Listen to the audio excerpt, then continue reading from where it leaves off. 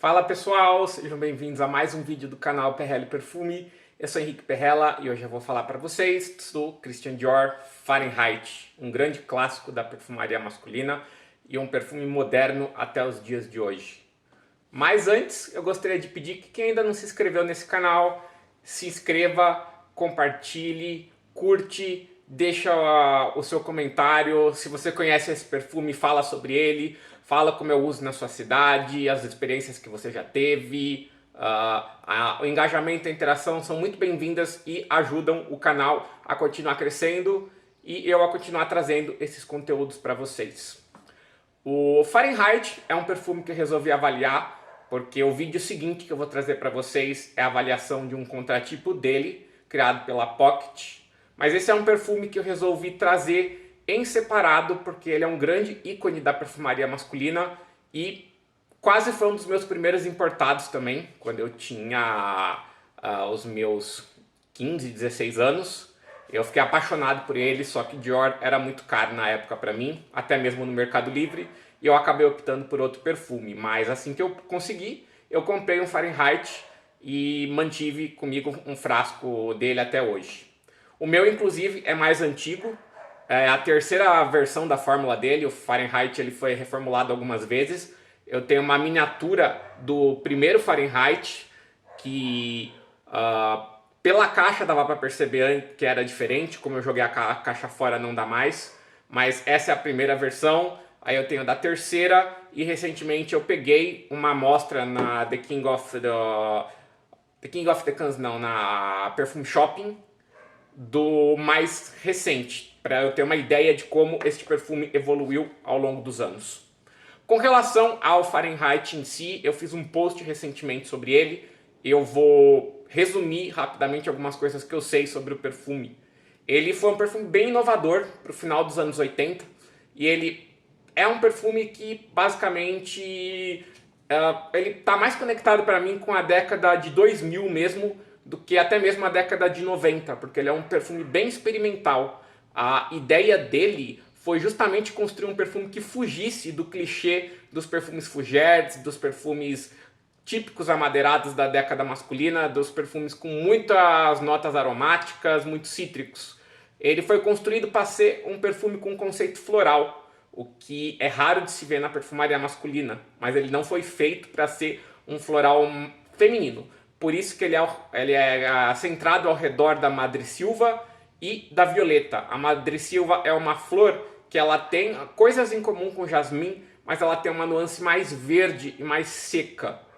E a violeta, ela sempre foi uma nota clássica da perfumaria masculina, seja na folha de violeta, seja na flor também. Tanto que é comentado no livro Scent and Chemistry que o Fahrenheit ele foi criado a partir de um rascunho de um outro perfume clássico da perfumaria masculina que nunca chegou ao Brasil e não é muito conhecido, que é da década de 70. Ele se chama Grey Flannel e é da grife Geoffrey Brini. O Grey Flannel é um perfume ao redor da violeta e o Fahrenheit ele trabalha essa estrutura, mas ele traz uma overdose de um material que inclusive seria um dos pontos chaves das reformulações do perfume ao longo dos anos, que é o metilheptine-carbonate, que é um material que já era conhecido da perfumaria desde 1901, mas que estava meio esquecido até o Fahrenheit, porque ele é um material que tinha problemas de estabilidade na fórmula ao longo do tempo e também questões de sensibilização na pele. Mas o Fahrenheit ele trouxe de volta esse material para a tendência a usar na fórmula original 0,6%, o que é considerado uma overdose deste material. E é um dos principais responsáveis que trazer o aroma seco e verde que remete à folhagem de violeta. Então, no Fahrenheit você tem inclusive este material que eu acredito pessoalmente que seja um dos principais responsáveis por trazer a nuance de gasolina que algumas pessoas sentiam nas formulações mais anteriores do perfume. O Fahrenheit também ele foi um perfume muito inovador, porque ele foi um dos primeiros perfumes a trazer uma dose considerável de Isoe Super, a molécula que é vendida pela Eccentric Molecules como um perfume por si só. O Isoe Super ele tem nuances de vetiver E cedro, ele é um aroma amadeirado mineral transparente e que no Fahrenheit ele serve na base trazendo 25% para trazer algo mais moderno e diferenciado para a época. A gente tem na base deste perfume também um musk policíclico, que é conhecido como tonalide. É um musk sintético que combina muito bem com o aroma da cumarina, que é a principal componente da fava tonka, e ele funciona bem na construção de fougères aromáticos masculinos. E este material ele também foi regulado ao longo dos anos. Então você tem alguns pontos chaves no Fahrenheit que basicamente a Dior não teve muita escolha ao longo dos anos, a não ser ir adequando o perfume para as restrições que foram surgindo. Quando ele foi lançado, você ainda não tinha a União Europeia em cima das casas de fragrâncias com tanto vigor, e você também não tinha a IFRA atuando junto com a União Europeia de uma maneira a ser tão rigorosa. Você tinha um mapeamento inicial, um estudo inicial dos materiais, algumas coisas que se sabia a respeito do que poderia ou não causar reações alérgicas, mas nada de maneira tão restritiva. E isso foi mudando ao longo do tempo. A Dior também, ela passou a produzir dentro de casa a fórmula do Fahrenheit, o que certamente levou a alguns ajustes de qualidade de determinadas matérias-primas. Mas indo ao perfume em si, quais que são as notas que são listadas? Se você olha a pirâmide, ela é tipicamente oitentista, bem complexa, espalhafatosa. Você tem flor de noz moscada, lavanda, cedro, camomila, laranja mandarina. Você tem hawthorn, que eu esqueci agora como se traduz. Eu acho que não é a madressilva, que ela tá no centro do perfume. Mas você tem a bergamota, você tem limão, você tem folha de violeta, noz moscada, cedro, sândalo, flor de cravo, a madressilva que eu já comentei, jasmim, lírio do vale. Nas notas de base você tem couro, vetiver, musk, âmbar, patchouli e fava tonka. É um perfume bem complexo, mas que basicamente gira ao redor desta ideia de um floral masculino moderno, seco, até de certa maneira árido, o que me leva até a pensar se ele não foi inspirado no livro Fahrenheit 451, que é um livro sobre um futuro distópico. Mas a Dior nunca comentou muito a inspiração para o nome. Ela sempre apenas trouxe paisagens desérticas, a ideia nos primeiros caixas como se fosse um planeta vermelho. Então é um perfume futurista, mas o conceito nunca foi muito explicado para o público. Mas é um perfume que continua moderno, até porque ele esteve muito à frente da sua época. Ele trabalha muito com saturação de notas de base. Então você tem aqui bastante musk, bastante iso e super. Você tem uma nota de couro que ao longo dos anos ela foi se tornando um couro mais camurça em vez de um couro de jaqueta de motoqueiro, o que tornou ele mais fácil de ser usado.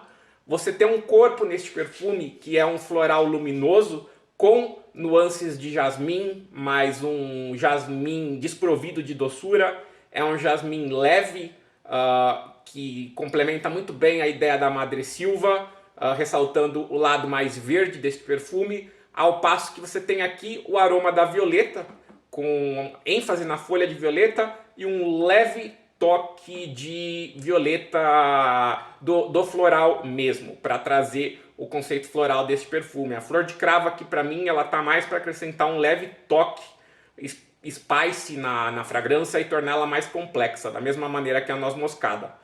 A lavanda, ela complementa muito bem a ideia deste perfume, até porque a madressilva ela tem linalol, então ela tem uma conexão com a lavanda. A camomila funciona bem também aqui para enfatizar o aspecto mais herbal e exótico deste perfume. E você tem uma saída bem cítrica, ainda que não pareça.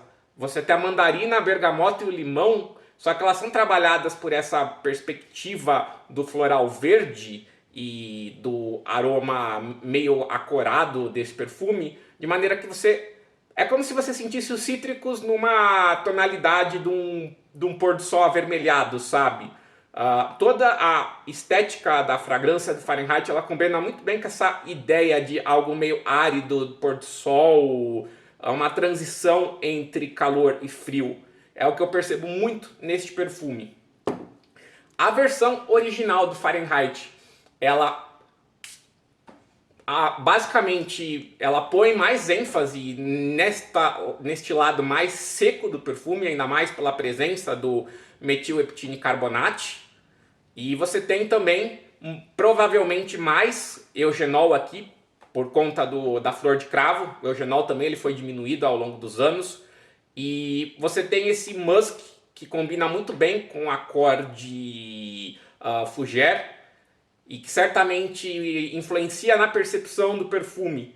De maneira que eu acredito que a substituição do musk que eles fizeram para encaixar na fórmula ao longo dos anos fez com que ficasse mais perceptível o Isoe Super, o que dá uma base mais transparente e delicada para o Fahrenheit. Então, na versão mais recente do Fahrenheit, o que você percebe são os ajustes que a empresa fez para ter que manter a ideia mais próxima do que a legislação permite e do que ela tem acesso.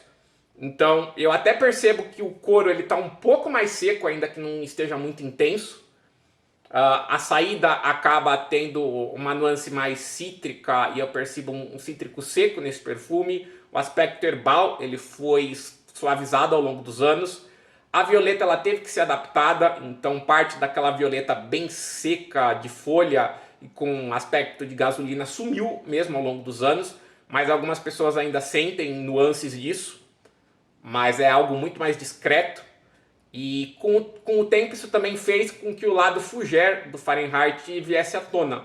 De forma que você percebe melhor a lavanda, você percebe muito bem o jasmim luminoso, você percebe a madressilva neste perfume pela faceta mais cítrica, mais alavandada. E você percebe as madeiras de uma maneira muito transparente. Então ele é um perfume que continua vendendo muito bem, porque ele já foi feito com um pé nos perfumes modernos e ele teve que ser reformulado ao longo dos anos para acompanhar certas restrições que forçaram ele a ser ainda mais moderno. Eu vejo que a Dior, da mesma maneira que fez um reboot do O Sauvage fez o Sauvage, poderia muito bem fazer um novo Fahrenheit. Eu não sei nunca porque ela não explorou um Black Fahrenheit, um Dark Fahrenheit, Fahrenheit Leather, Fahrenheit Nuit.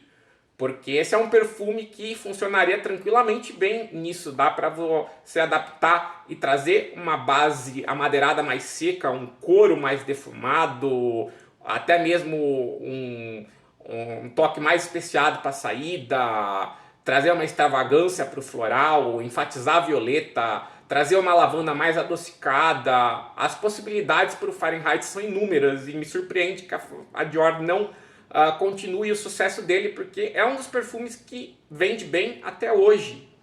Então a marca poderia muito bem trazer um novo Fahrenheit, mantendo a essência da ideia, mas adaptando para os gostos modernos, que eu acho que venderia muito.